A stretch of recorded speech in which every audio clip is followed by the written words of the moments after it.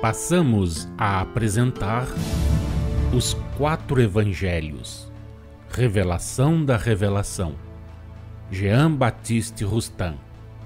Narração, Paulo de Moraes.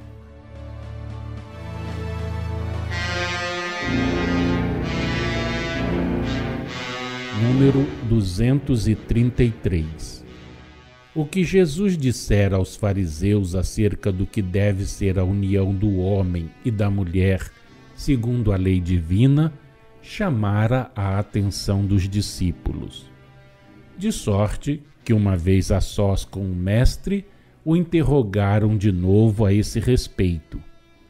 Jesus, então, ratificando o que anteriormente havia falado, respondeu: se um homem deixa sua mulher e casa com outra, comete adultério por causa da primeira.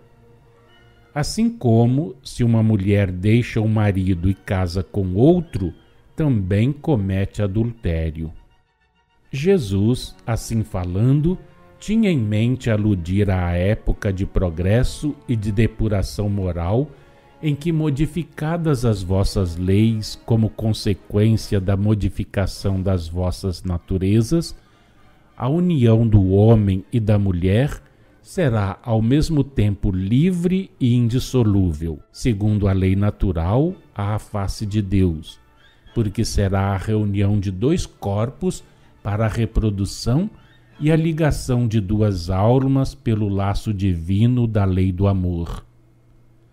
Nessa época, o homem que abandonar a mulher e esposar outra será declarado adúltero, isto é, infrator da lei natural perante Deus, pela violação do acordo livre, livremente aceito, para ser mantido livremente até a morte de um dos 2.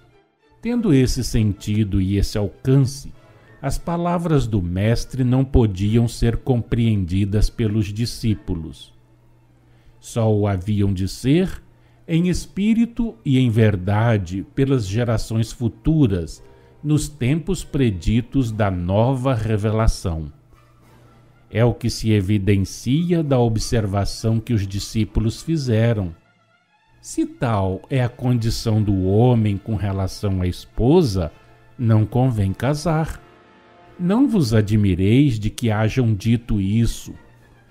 Encarnados, eles se achavam sob a influência dos preconceitos hebraicos. Encarando o casamento apenas do ponto de vista das satisfações sensuais, consideravam um embaraço a obrigação de conservar a mulher que tivessem escolhido, houvesse o que houvesse. Aquela observação serviu para mostrar que muitos acreditam falar sempre por si mesmos e, no entanto, falam pela inspiração que recebem. Os discípulos acreditavam falar por inspiração própria. Entretanto, haviam recebido a inspiração e a ela obedeciam, tanto mais facilmente quanto era conforme as ideias que lhes adivinham dos preconceitos sob cuja influência se achavam. Foram induzidos a externar essa ponderação porque suas palavras abririam ensejo a que Jesus desse, como deu, um novo ensinamento, que, entregue veladamente às interpretações humanas, serviria àquela época e, por efeito da ação do tempo, do progresso das inteligências e dos esforços e lutas do pensamento, preparariam o futuro.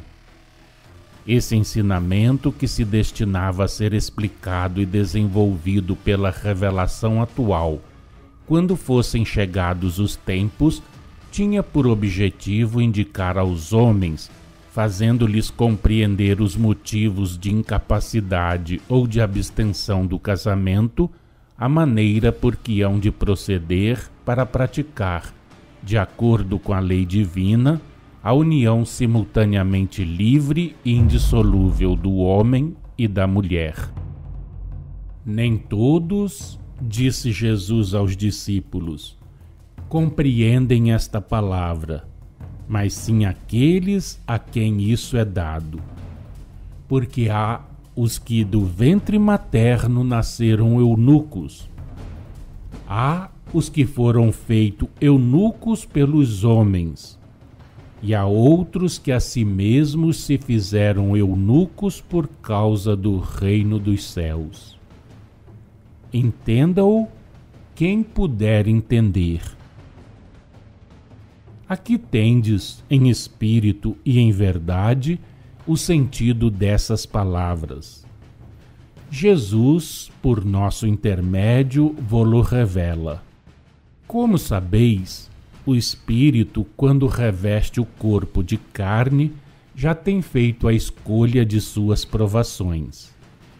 Bem deveis, portanto, compreender, e a esse respeito já vos demos explicações, que antes de começar uma nova existência terrena, ele está destinado à vida de família ou à esterilidade.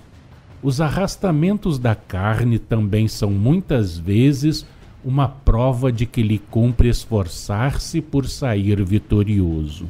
Não é dado, pois, a todos enveredar pelo casamento. Há eunucos que o são desde o ventre materno e que assim nasceram.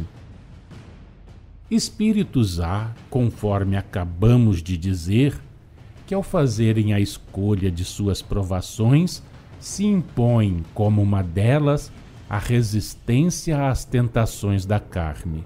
Há outros que, ao contrário, se sujeitam por provação aos desejos veementes da carne e tomam um corpo incapaz de corresponder às exigências do espírito.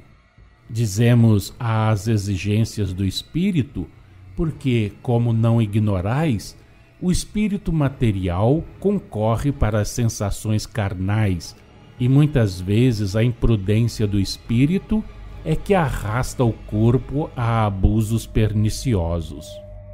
Não tendes o exemplo de espíritos errantes perseguidos sem cessar pela concupiscência, que não podendo ser satisfeita, constitui para eles uma tortura?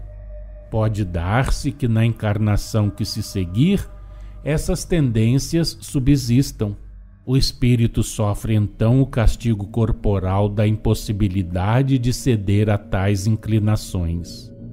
Por espírito material, entendei aquele cujos pendores são todos para a matéria, e que lhe sentem a influência mesmo quando dela desprendidos. Isto porque o perispírito corresponde sempre ao desenvolvimento espiritual.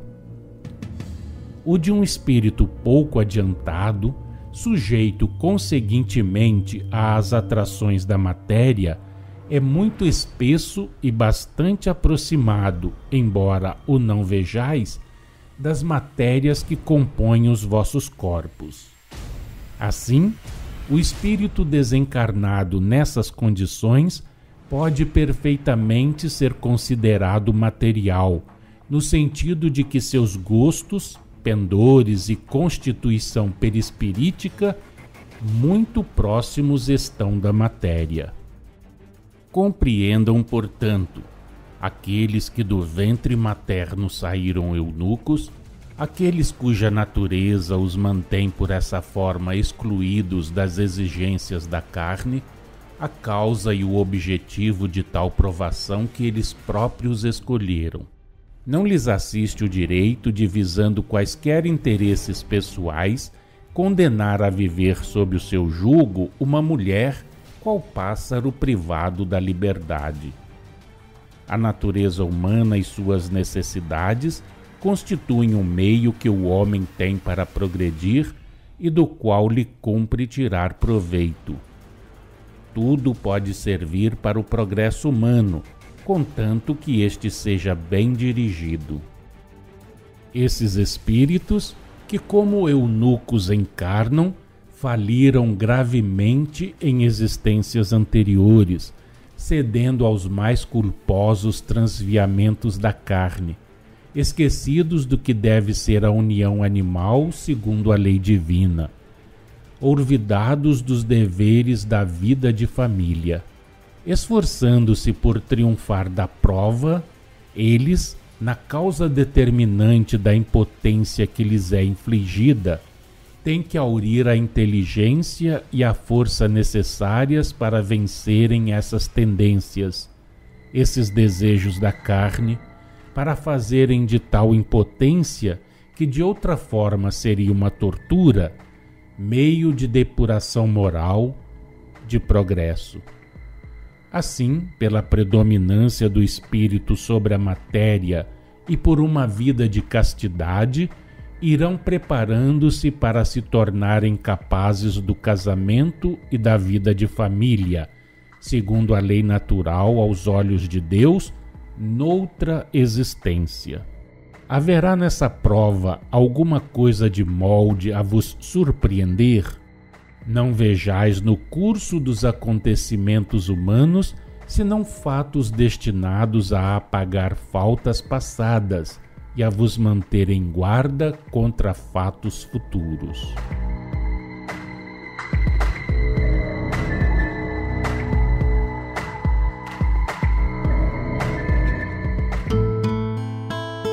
Acompanhe no próximo programa mais um trecho de Os Quatro Evangelhos, Revelação da Revelação, Jean Baptiste Rustin.